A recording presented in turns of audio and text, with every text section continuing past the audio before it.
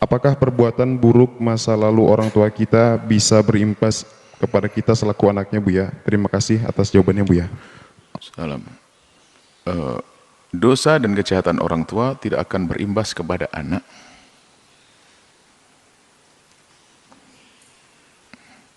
Akan tetapi,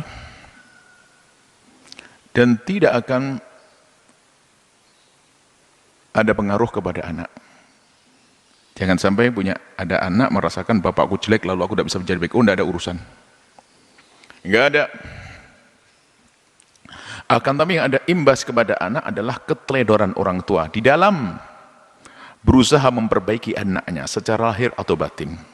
Ini loh yang akan punya pengaruh. Tidak pernah mengarahkan anaknya kepada yang baik dan juga tidak pernah berdoa. Nah, ini biasanya kalau luput dua hal ini ya menjadi anaknya nggak benar. Jadi jangan dihubung-hubungkan. Mungkin ada orang selama ini, aduh saya jahat dan sebagainya, anak saya nggak, oh enggak. Anda tobat selesai, Allah Maha Pengampun kok.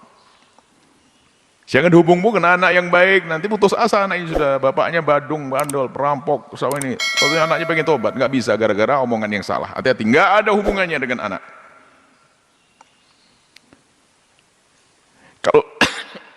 Kalau Nabi mengajarkan kita, misalnya Muhammad, mengajari seorang laki-laki untuk menikah dengan wanita itu memilih itu. Bukan karena kalau wanitanya jahat lalu kejahatannya urun kepada anak. Bukan, akan tapi kalau ibunya nggak benar maka akan memberikan pendidikan yang nggak benar, akan nularkan ketidakbaikan. Bukan karena imbas itu maksudnya nurun begitu, nggak ada.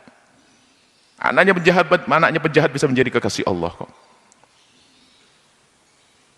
Begitu juga anaknya orang baik bisa jadi nggak benar karena salah mendidik. Jadi nggak ada hubungannya, jangan dihubung-hubungkan. Apalagi ada membawa hadis palsu. Naudzubillah, zina adalah hina dan hina dan hina. Ada hadis palsu.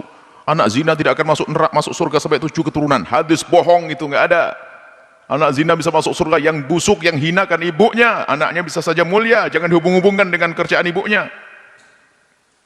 Tapi setiap anak zina, kenapa kok bisa jadi zina? Bukan begitu. Anak zina bisa menjadi pezina karena apa? Dididik oleh ibunya berzina, sering lihat ibunya melakukan yang hina, maka anaknya nular, ketularan. Jangan dihubung-hubungkan. Ibunya nggak baik, bisa saja anaknya solehah, sangat baik. Awas, jangan dihubungkan ini. Nggak ada. Tidak ada imbas, kecuali di dalam urusan usaha tadi. Seorang ayah yang tidak berusaha, seorang ibu yang tidak berusaha mendidik anaknya dengan benar, apakah dididik dengan dirinya sendiri atau dihantarkan ke tempat yang baik seperti pesantren. Kemudian yang kedua, tidak pernah melintaskan panjatan-panjatan usaha batin, maka itu artinya sang ayah membiarkan anaknya. Maka imbas, maksudnya apa? Dosanya anak akan kepada orang tua. Kenapa? Anak akan menuntut, ya Allah, ayah ibuku telah tidak mendidikku. Ini baru nyambung di situ. Jadi bukan imbas dosanya sang ayah ke anak, tidak. Tapi keteledoran seorang ayah dan ibu dalam mendidik anak itu menjadikan anak tidak baik. Bahkan kita menemukan, subhanallah, ada orang yang bercerita, saya tidak sholat tapi saya ingin baik, belum bisa sadar, belum bisa sholat rutin, ini makanannya haram, tapi dia ingin memasukkan anak ke tempat yang baik. Hanya cukup dinasihati baik, anakmu boleh masuk pondok pesantren, akan tapi tolong cari makanan yang paling baik buat anak-anak.